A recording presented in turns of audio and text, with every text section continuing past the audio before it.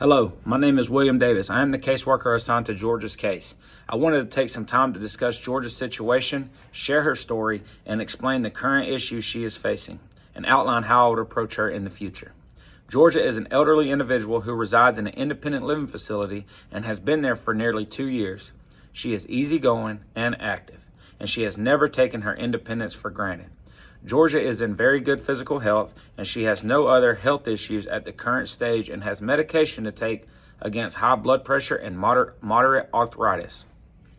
In recent times, some staff members have observed specific changes in her behavior and expressed concern.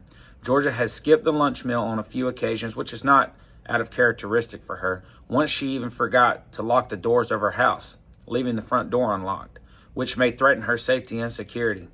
Much of the concern arose when she recently referred to her grandson Jack as her other grandson David while visiting him over the weekend. The minor but noticeable memory and behavioral lapses indicate that Georgia could be experiencing the first stage of mild cognitive impairment, and also called MCI. The DSM-5 lists mild cognitive impairment as one of the neurocognitive disorders. On the other hand, it entails perceptible yet mild impairments in mental abilities, particularly memory, and more pronounced to those typically associated with the routine aging.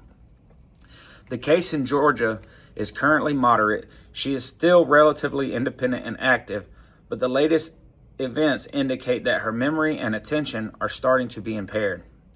The danger in this situation is that MCI may eventually develop into other forms of dementia, such as Alzheimer's disease, and any initiative and thus quite crucial.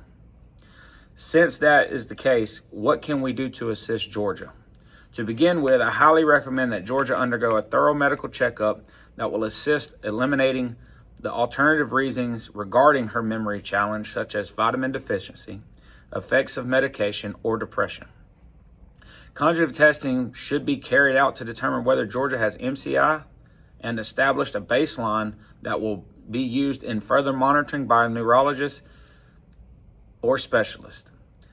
Then we should offer tangible aids that will make Georgia safe and independent. She can be given tools that will aid her memory, such as medication organizer, reminder notes, and written schedules of her daily activities.